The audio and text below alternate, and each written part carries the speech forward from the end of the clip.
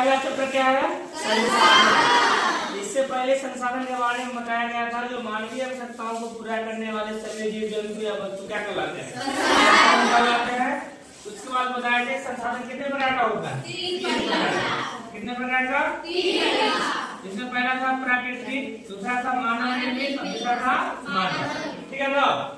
जिसमें प्राकृतिक संसाधनों को बता दिया गया था, उसके 2 प्रकार नवीकरणीय और अनवीकरणीय को भी बता दिया गया।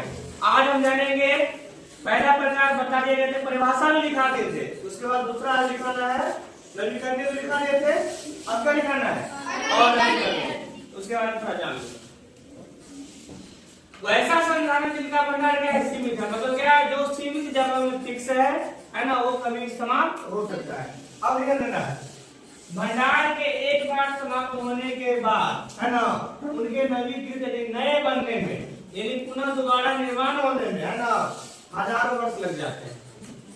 यानी क्या, बहुत कम टाइम में नहीं बल्कि बहुत अधिक से अधिक समय में क्या होता है, इसका रिकवरी हो पाता है, यानी निर्माण हो पाएगा, है ना। और यहाँ ध्यान दिया गया है, यह अवधि जो है ना, मानव जीवन का अवधि से क्या है? अधिक है। अरे मानव का जीवन कितना होगा? बहुत से बहुत 100 साल हो जाए, लेकिन यहाँ क्या बताया गया, अगर मान लो मानव का जीवन अगर 100 वर्ष है ना, तो यहाँ पे कितना बोल रहा है? हजारों वर्ष। तो हम इतना नहीं जी सकता है कोई व्यक्ति? नहीं जी सकता है। इसलिए बोला गया है मानव जीवन का अवधि क्या है? इसका जीवन अधिक है, लंबे टाइम लग जाएगा, है ना। तो ध्यान देना है। और इसके जैसे में क्या क्या आएगा? कोयला, पेट्रोलियम और प्राकृतिक गैस, जो कि किसका उदाहरण है? जीवाश्म ईंधन का उदाहरण है ना। अब ध्यान देंगे मानव निर्मित संसाधन। अब ध्यान देना है, जब प्राकृतिक संसाधनों का उपयोग किस किस में किया जाता है? पुल बनाने में, सड़क बनाने में, या कोई मशीन बनाने में, या कोई वाहन मतलब कोई गाड़ी बनता है, 4 चक्का 2 चक्का या जो भी बने, है ना, बनाने में इसका उपयोग होगा प्राकृतिक रूप से। ठीक है ना। तो कौन कर रहा है इसका निर्माण? मानव करेगा। भगवान तो नहीं ट्रक बना देगा। वही क्या है? मानव निर्मित का मतलब क्या? मानव के द्वारा निर्मित, है ना, मानव के द्वारा निर्मित जो भी कोई वस्तु होता है वो क्या हो जाएगा? मानव निर्मित संसाधन हो जाएगा। जैसे में क्या है? प्रौद्योगिकी, इसमें सभी आ जाते हैं। टेक्नोलॉजी वाला जो भी सामान होगा वो किस में आएगा? प्रौद्योगिकी में। जैसे कंप्यूटर हो गया, मॉनिटर हो गया, लैपटॉप हो गया, सब क्या है?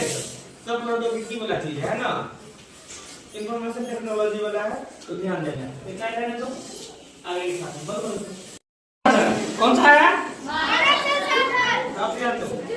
मानव संसाधन वो प्रक्रिया है जो देश के लिए क्या है? वस्तुओं एवं सेवाओं को पालन करने से क्या होता है? योग्यता एवं कौशल प्राप्त व्यक्ति को क्या कहा जाता है? मानव संसाधन। मतलब क्या, सभी व्यक्ति को हम मानव संसाधन नहीं कह सकते। सभी व्यक्ति को हम मानव संसाधन नहीं कह सकते हैं। उन्हीं को कहेंगे जिनके पास क्या होगा? योग्यता होगा और कौशल होगा, और जो वस्तुओं और सेवाओं क्या कर सकता है? उत्पादन कर सकता है ना। या वस्तुओं का उत्पादन करे या कुछ सेवा करके करे, है ना, उसी को हम कहेंगे क्या? मानव संसाधन। जैसे देखो, शिक्षक क्या करता है? पढ़ाने का काम करता है।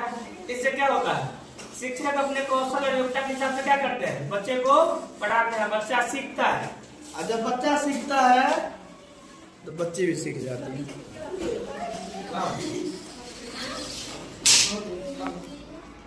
नहीं समझ आ रहा तुम लोगों को बात को।